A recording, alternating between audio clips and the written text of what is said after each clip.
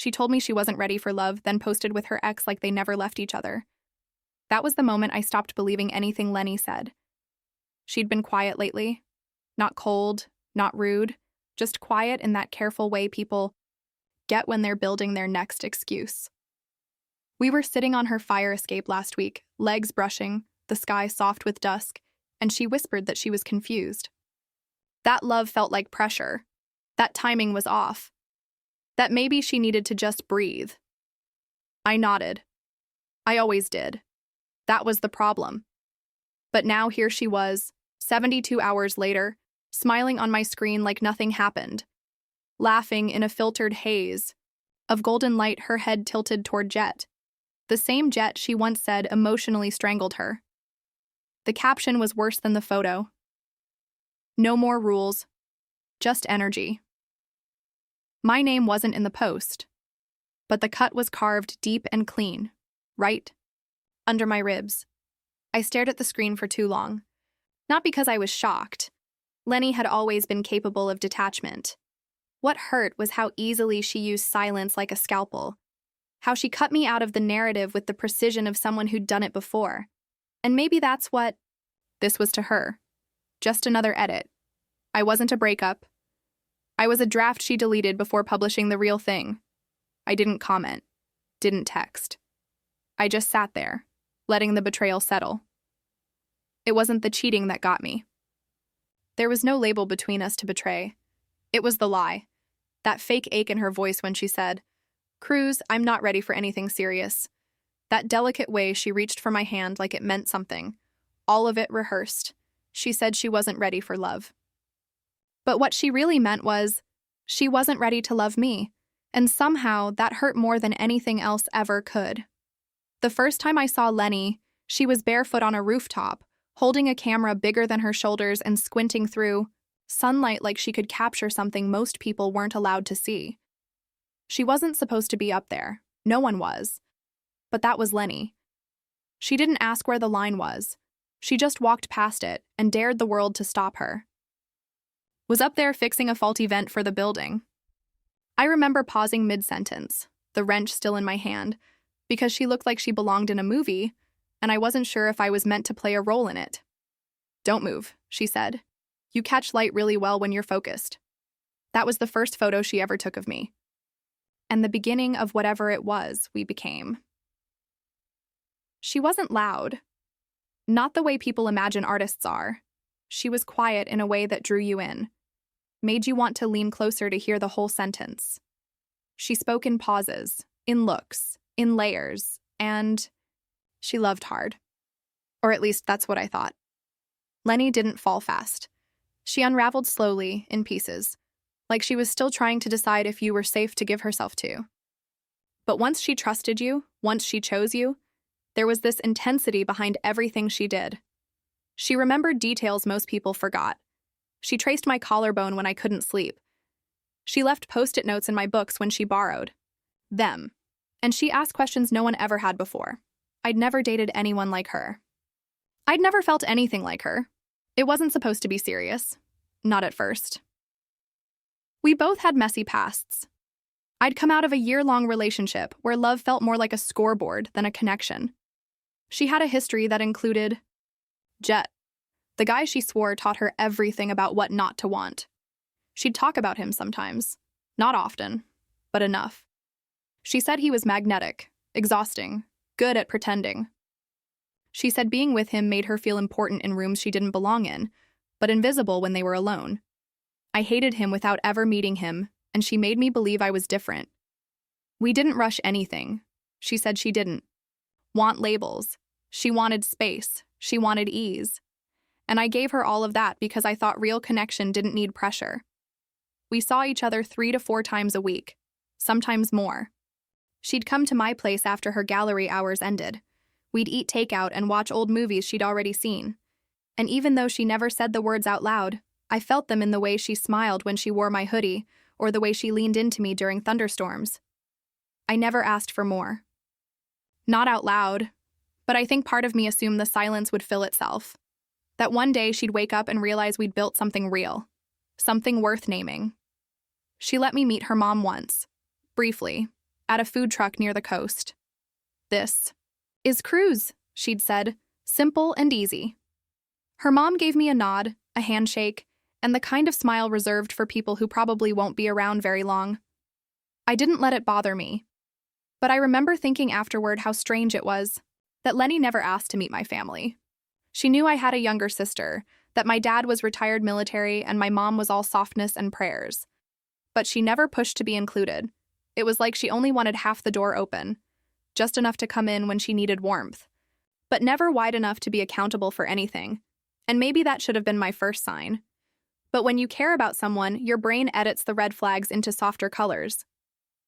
I didn't mind that she took time to respond to texts. She was busy. I didn't question why she still followed Jet on social media. They had mutual friends.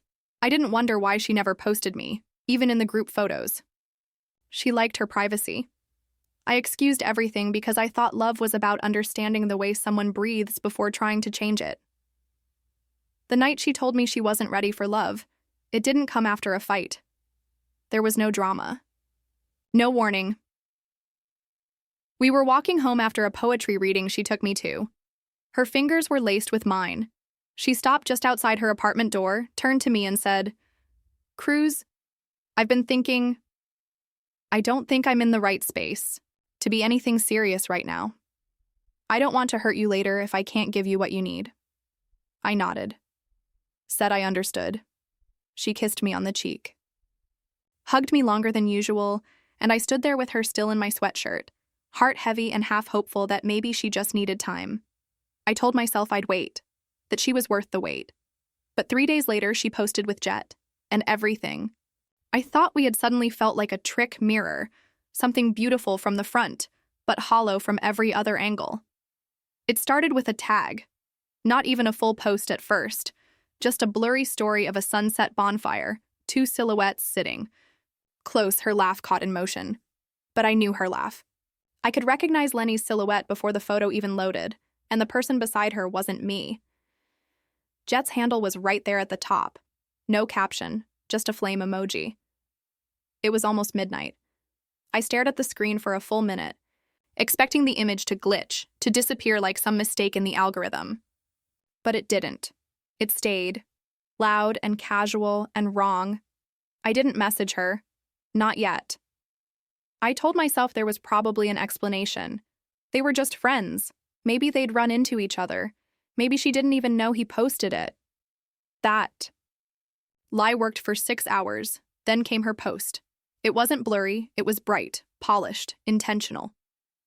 They were on the boardwalk, the one we used to walk when she said the ocean calmed her thoughts. Her dress was soft blue, windswept. His hand rested gently against her waist. Her head tilted toward him like gravity belonged to his shoulder.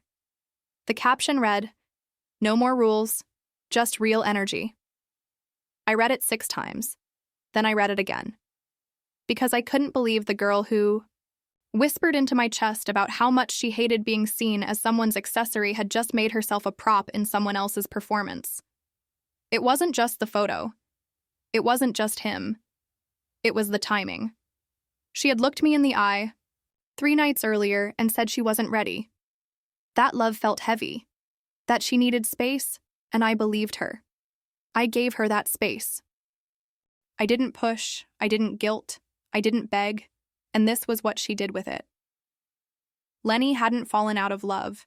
She'd just found someone else she wanted to fall for, but the worst part, she didn't even have the decency to say it. She let me believe I mattered, that the connection we built meant something. She said I was gentle, different, safe. But maybe safe was never what she wanted. Maybe she wanted chaos dressed in designer denim and smug smiles. The kind of attention Jet was always good at giving. He was loud. Lenny used to say he was addicted to being wanted, that he loved the chase more than the catch, and yet there he was, his arm around her like he'd never left. Maybe that was the point. Maybe she missed being chased. I stared at her post until the screen dimmed on its own. Then I put my phone down and let the quiet settle in. It wasn't silence like before. Those soft pauses between us where I thought she was thinking about the right words. No, This was the kind of silence that screamed, the kind that made you go back through every conversation, every night spent tangled up in shared breath, wondering when the disconnect began. Had she already reached out to him when she was still lying next to me? Had his name been in her messages while I was reading her poetry out loud, thinking I was the only one who saw her clearly? I didn't sleep that night. I kept refreshing her feed like something new would explain it away. Like she'd post a clarification. Like she'd say, this wasn't what it looked like. But the likes kept climbing. The comments kept flowing, and she didn't delete it. She didn't even hide the tag. The next afternoon, Nola called. She didn't even say hello. I saw the post, she said quietly. I did too. There was a long pause between us. Nola had always been the one who saw through things. She used the same quote, she added. You told her once, remember? What do you mean? That night at the fire pit. The one where she said she didn't believe in love as a transaction. You said, love isn't about rules, it's about choosing someone in freedom. That's what you said. She just paraphrased it and posted it under his photo. I felt my stomach twist, not just because she stole my words, but because she'd made them part of his narrative. He got the version of her that believed in magic. I got the version that believed in exits. And maybe that was the dilemma all along. I thought we were building something real while she was building an excuse. Nola stayed on the phone with me for a while. She didn't ask questions. She didn't feed the fire. She just stayed. And when she hung up, I realized I hadn't said a word for almost 10 minutes. I was still in shock, still trying to process how someone could make you feel like home one moment, and then lock the door without warning the next. Still trying to figure out whether I was grieving a relationship or the version of her I had imagined. And I didn't know which one hurt more. I didn't unfollow her. I didn't block her. I wanted to. God, I wanted to. But a part of me wasn't ready to close the door just yet. Some sick, pathetic part of me still checked her stories like they might start making sense. That week, every night felt like a trap. I'd lie awake with her image burned into the back of my mind, still wearing my hoodie in memory, still calling me soft at 2 a.m., still tracing the veins in my wrist like she was memorizing a map she never planned to follow. Now that same girl was smiling into Jet's camera lens like I never existed. I didn't cry. I wish I had. At least crying would have meant release. Instead, I felt like I was floating outside of myself, numb, detached, like I was watching someone else's heart get stepped on in slow motion and couldn't reach through the glass to stop it. Everywhere I went, I saw her in echoes. Coffee shops, bookstores, rooftops. Even the scent of eucalyptus from her favorite hand lotion felt like a knife. And worst of all, no one knew how much it was killing me because I didn't tell anyone. How do you explain heartbreak from a relationship that technically never existed? No label, no titles, just memories and meanings I wasn't allowed to claim, and that's what made it worse. I couldn't even call it a breakup, couldn't say she cheated, couldn't mourn it out loud. Because in the world's eyes, she owed me nothing. But love doesn't work like contracts. It's not measured by what you sign, only what you give, and I gave. Silently, fully, stupidly. I kept asking myself the same questions over and over. Like the right answer might finally make the pain easier to swallow. Was I not enough? Did she ever mean any of it? Had she been talking to him the entire time? Was I just a placeholder until she felt something again? Each question led to the next, like a maze with no exit. And the worst part was, I didn't even want to be angry. I just wanted to understand, but there was no clarity, only stillness.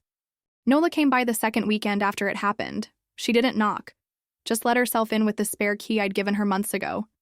She found me sitting on the kitchen floor with an untouched coffee going cold beside me. "You look like you haven't slept," she said. "I haven't. You need to eat." "I'm fine." She crouched down in front of me, her eyes soft. "Cruz, you're not fine." I didn't say anything. I couldn't, because if I opened my mouth, I knew the words would crack. Instead, I looked at her and whispered, "What did I do wrong?" Nola didn't flinch. She'd been expecting that question. "You loved her," she said, and she wasn't ready for it. Then why pretend? Because sometimes people don't want to feel alone. And they think holding someone kind will make the noise stop. But kindness isn't silence, Cruz. It echoes, and it exposes every part they're trying to hide. I swallowed hard. Her words made sense, but they didn't soothe the part of me that was still bleeding. That night, I tried deleting our photos. Couldn't do it. My finger hovered over the trash icon, and I froze. There was this one picture she took on my birthday. I wasn't even looking at the camera, just pouring us coffee in the morning light, hair a mess, eyes half-lidded. She'd written under it. The way he exists softly. Now it just felt like a punch. What was I to her? A phase? A safety net? An emotional pit stop before she jumped back into the fire she swore she escaped from? The suspense wasn't even about what she was doing. It was about why. And the fact that she refused to explain made it worse. She read my message. The simple one. You said you weren't ready for love, left me on scene, then blocked me. That was her answer. Final, quiet, cruel. I didn't sleep again that night. Instead, I found myself scrolling through our old texts, looking for signs I missed. Any red flag, any pattern. But the truth was, Lenny had been consistent in her contradictions.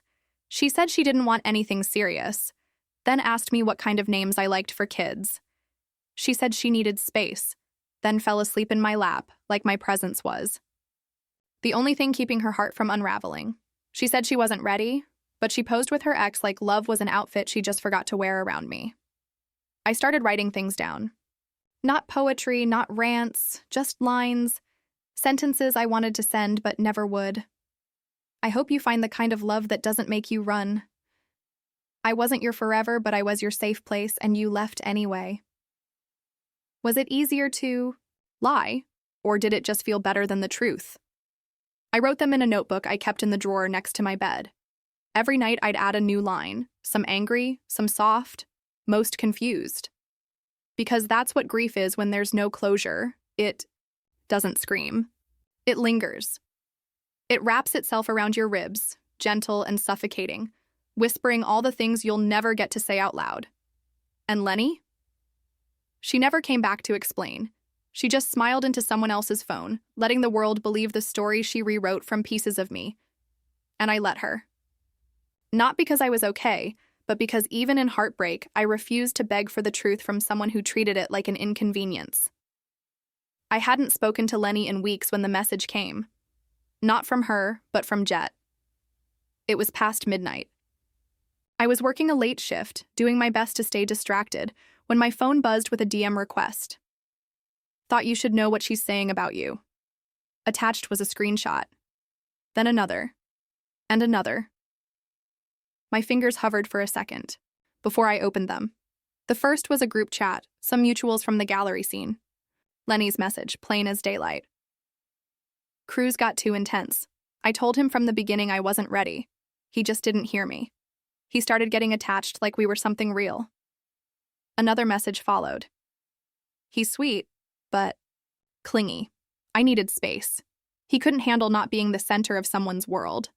And then, it's honestly kind of scary how obsessed he got. I read those lines again and again, trying to make them make sense. Obsessed, clingy, center of the world. I'd barely even texted her twice since she told me she wasn't ready. I'd given her the silence she asked for. I respected her distance, even while it cracked me open. Now I was the villain in a story she curated for sympathy. I closed my phone, opened it again, checked the timestamps. They were recent. Recent enough that she'd written those things after I saw her post with Jet. After. She blocked me after I'd already disappeared from her life without protest. And yet, it still wasn't enough.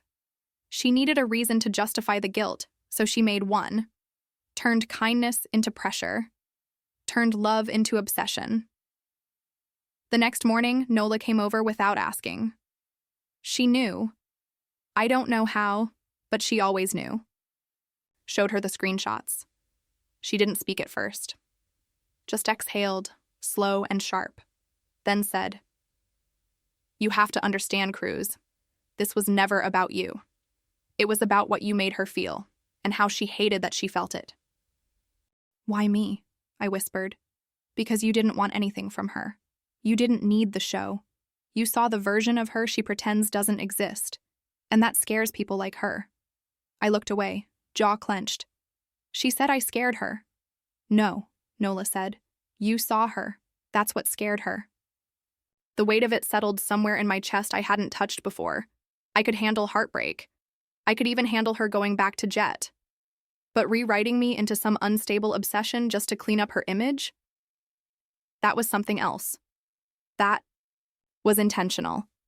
Calculated, cruel. Later that night, I received another message.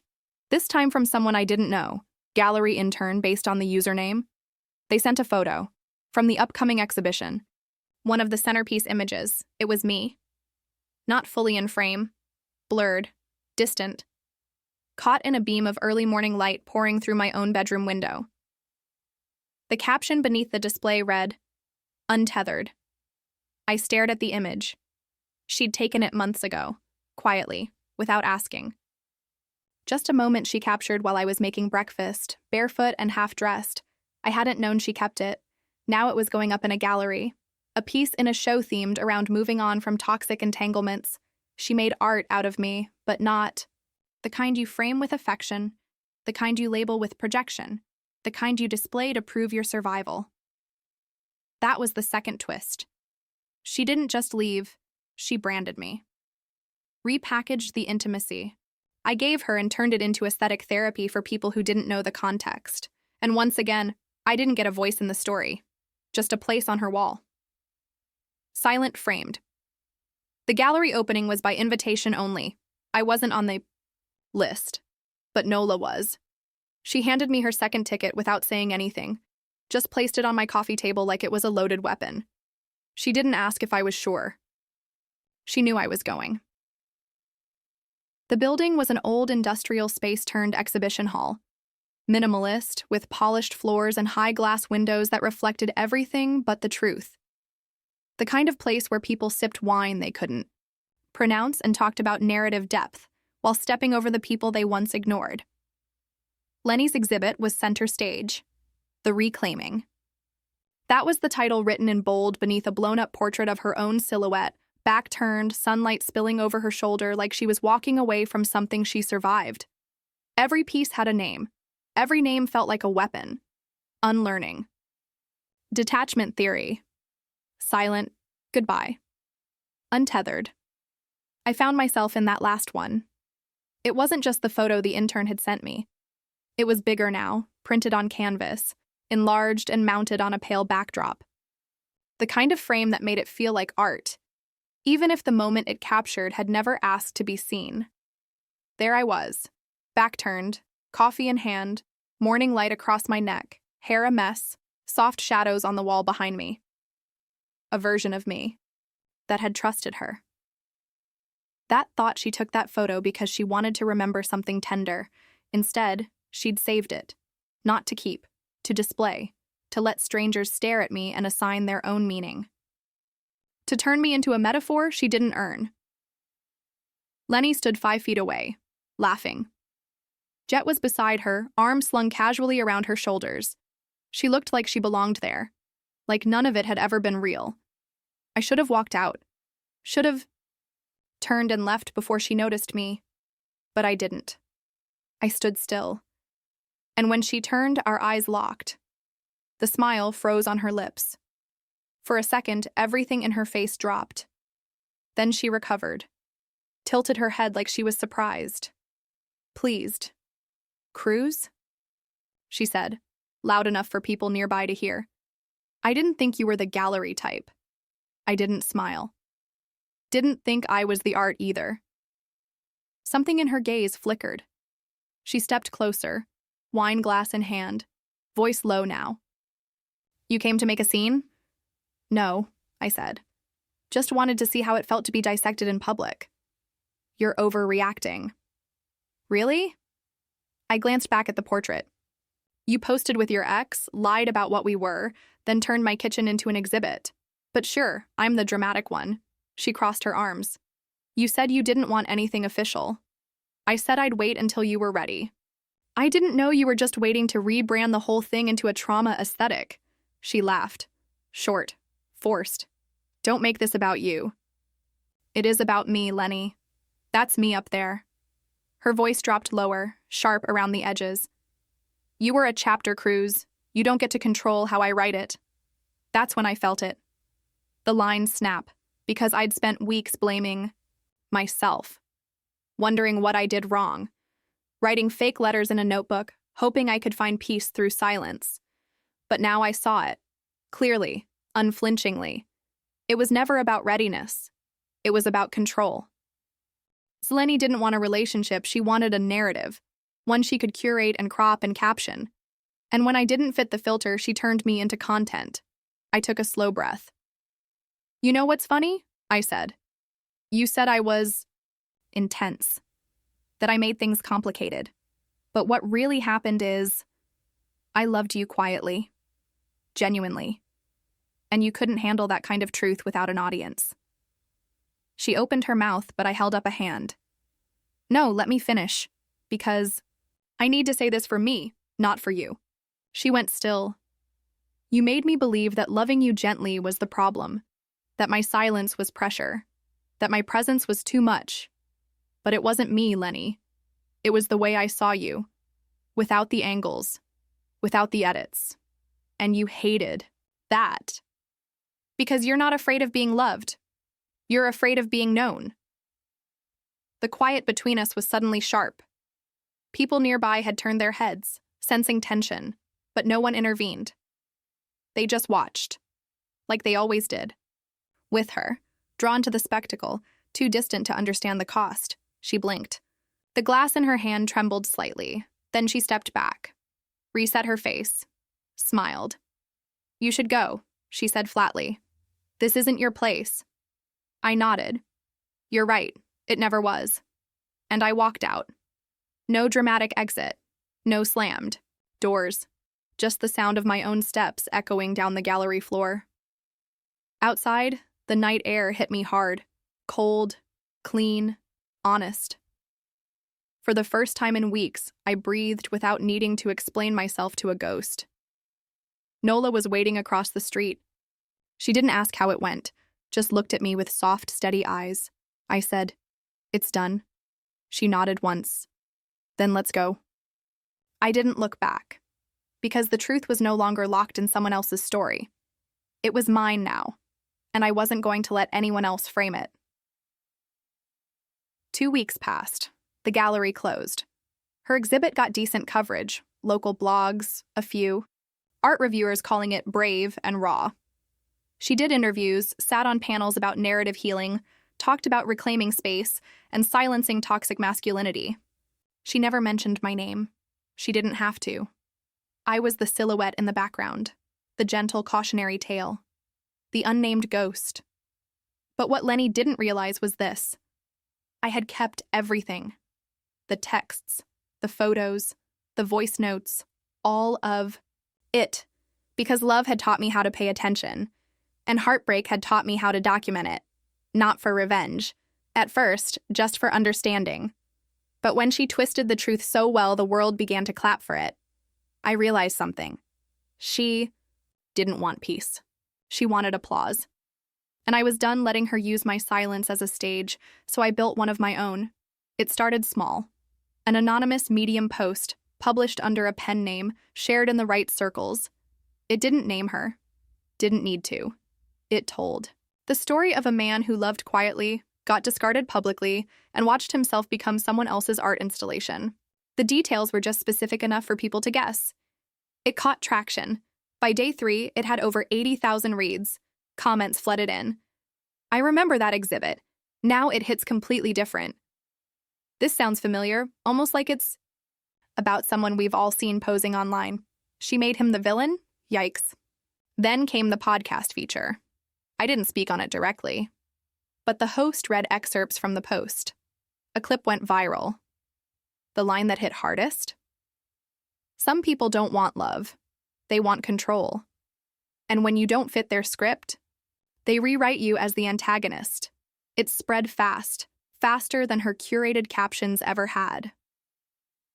A day later, I got a call from a gallery assistant, someone who used to work under Lenny. She said she wanted to talk.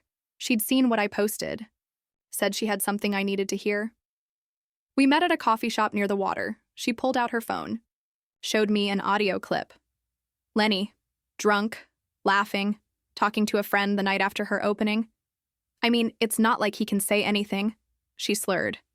There were no titles, no proof, just vibes. And who's gonna believe the quiet?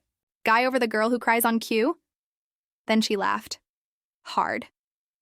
My stomach twisted. The assistant leaned forward. I was going to delete it, but after what she did to you, I figured you deserved to know. I thanked her and left. The next day, I sent the audio clip anonymously to the podcast host who'd read my article. They aired it in full. It exploded. Comment sections flipped. Headlines changed tone.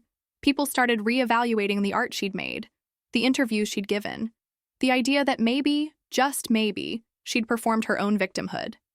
She tried to post through it. Quotes about people twisting your truth and rising above hate, but no one was buying it anymore. Then came the second wave. Someone, probably another ex, or maybe just someone tired of the lies, leaked screenshots of Lenny bragging about manipulating critics. More came forward. Former collaborators, assistants, even one of her professors.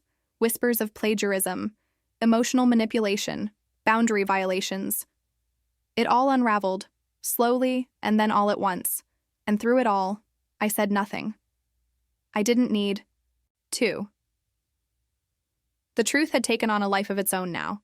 She removed her exhibit from public view, canceled her next scheduled appearance. Her social media accounts went private.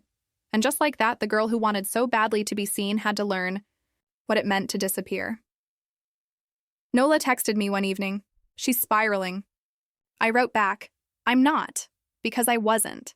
I had no desire to watch her fall. I just wanted my name back. And I got it. 3 weeks later, I got an email from an independent publishing house. They wanted to compile the anonymous essays into a book. Said it had power, said it could help people.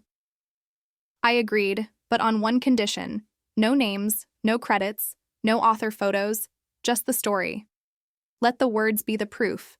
Let the silence echo in the places where she once filled it with fiction. The book was published 6 months later. Soft edges, sharp truths. It went quietly viral. Not because it was loud, but because it was honest. Real, unapologetically raw. Just like I had been, Lenny never reached out, not once. But I did hear from Jet, a single message. You were right, I didn't reply, because some apologies don't need a return address. Months passed. Peace returned, not as a reward, but as a choice. I stopped checking her pages. I stopped wondering if she still used my photos in private portfolios. I stopped caring what version of me she told her new friends about, because I had already written my own, and this time, no one could edit it. Nola remained my anchor. The one who never flinched. We didn't become anything romantic. That wasn't what either of us needed. But she was family now. The kind you choose, and as for me, I took up photography. Funny, right? The guy who was once just a background in someone else's frame now made his own. I captured moments, honest ones, the kind you don't have to caption to make meaningful. I even started an anonymous project, a series called Unposted. Candid portraits of people who had been misrepresented, misused, made to feel like their softness was weakness. It caught on. A new kind of gallery. One built on consent, on truth, on healing. No one knew my face, but they knew the work, and that was enough. I was enough. One day, a college art class requested to analyze my story, the real one. They didn't know my name. They didn't need to. Because the truth? It has a way of surviving on its own. The world eventually moved on from Lenny's curated downfall, but I didn't care about her anymore. I cared about the boy who had once stood in his own kitchen, pouring coffee, letting someone love him in private, never realizing he'd become content. I cared about him, and I forgave him. That was the real ending. Not her silence, not her collapse, but my peace. unfiltered, unframed, and unshakable.